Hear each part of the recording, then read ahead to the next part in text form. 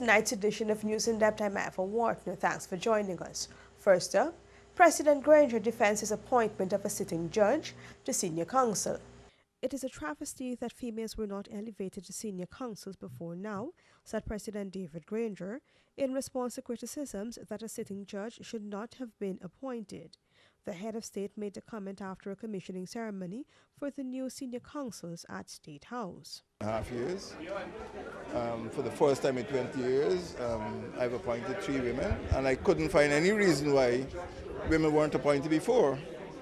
As far as the sitting judge is concerned, my main concern with the case of Justice Roxanne George is that she served for several years in the DPP's chambers, and were this a normal jurisdiction during those years, she would have had the SC long ago.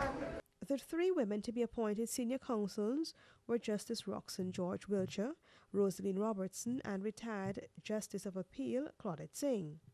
President Granger said the appointments of senior counsels like other national awards is the nation's acknowledgement of the contributions made by those in the profession.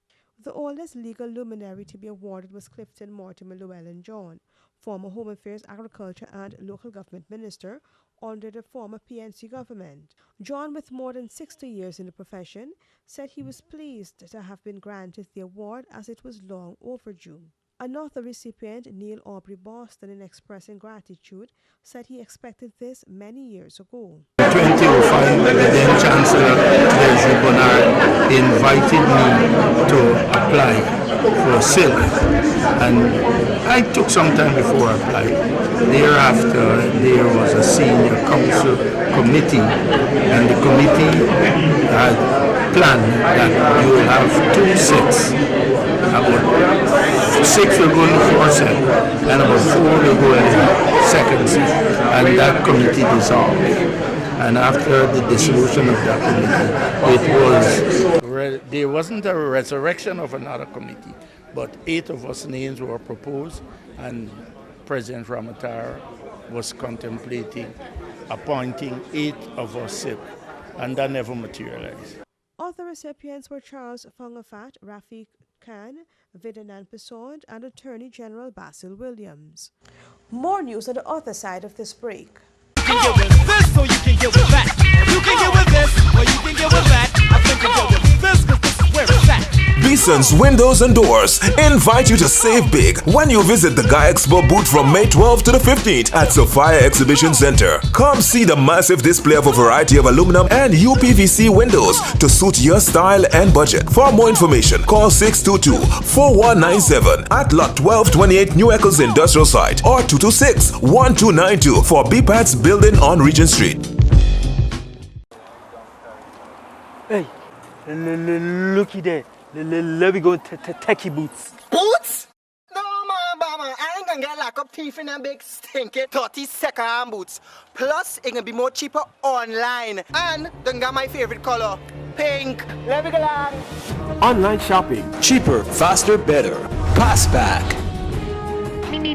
Welcome back. A number of infrastructure projects locally have been put on hold because of the delay in international funding.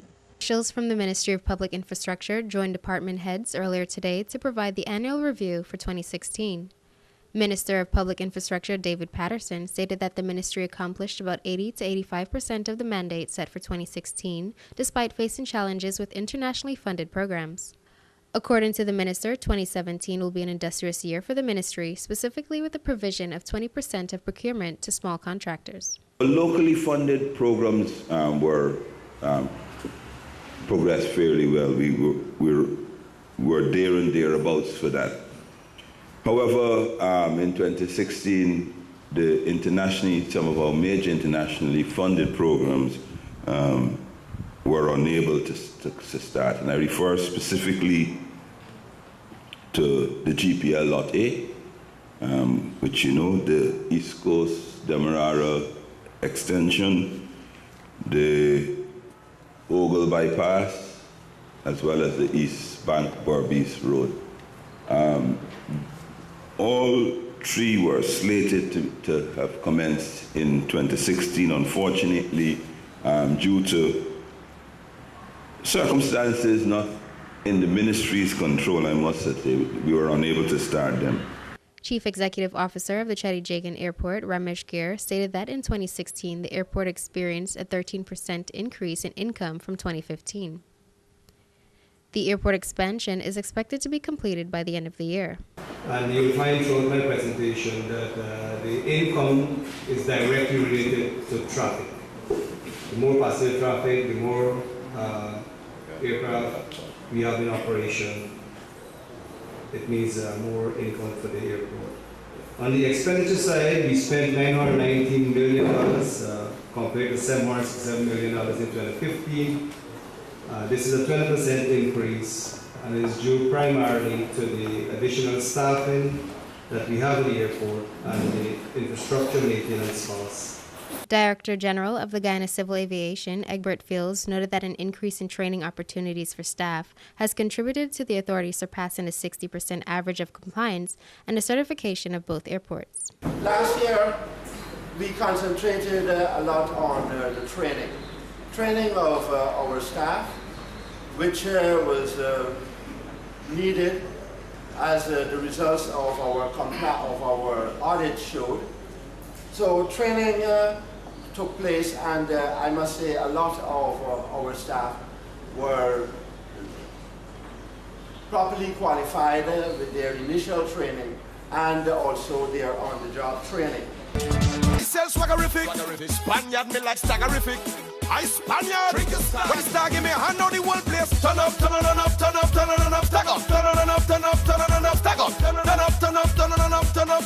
Stag in me hands now. Hand up, hand up, hand up, hand up, stag up. Hand up, hand up, hand up, stag up. Hand up, hand up, stag up, stag up. Tell them no. I don't business if you're not on time. You must always have stag in the line. Well, everybody have a stag in the hand. Where's mine? Staggerman's beer. You can get with this or you can get with that. You can get with this or you can get with that. I think you can get with this because this is where it's at. Beeson's Windows and Doors invite you to save big when you visit the Guy Expo booth from May 12th to the 15th at Sophia Exhibition Center. Come see the massive display of a variety of aluminum and UPVC windows to suit your style and budget. For more information, call 622-4197 at Lot 1228 New Eccles Industrial Site or 226-1292 for BPAT's building on Regent Street. The reshuffling of 3 cabinet ministers will lead to a better delivery of public service, says the head of state. On Tuesday, President David Granger announced that 3 ministers would be given new designations, a move the president has only made once before. Former Minister of Social Protection Vala Lawrence will assume the office of Minister of Public Health, a move the president explained was necessary due to managerial issues within the Ministry of Public Health, specifically the handling of human capital and resources. Minister Amna Ali will move from the Ministry of Social Cohesion to assume the position of Minister of Social Protection, which President Granger notes will put her experience with the urban and rural poor to use. And Dr. George Norton will no longer head the Ministry of Public Health, but instead will become the Minister of Social Cohesion. The president noted that Norton's experience as the former leader of the Guyanese Organization of Indigenous Peoples will allow him to better connect the people of Guyana with a specific focus on those of the hinterland.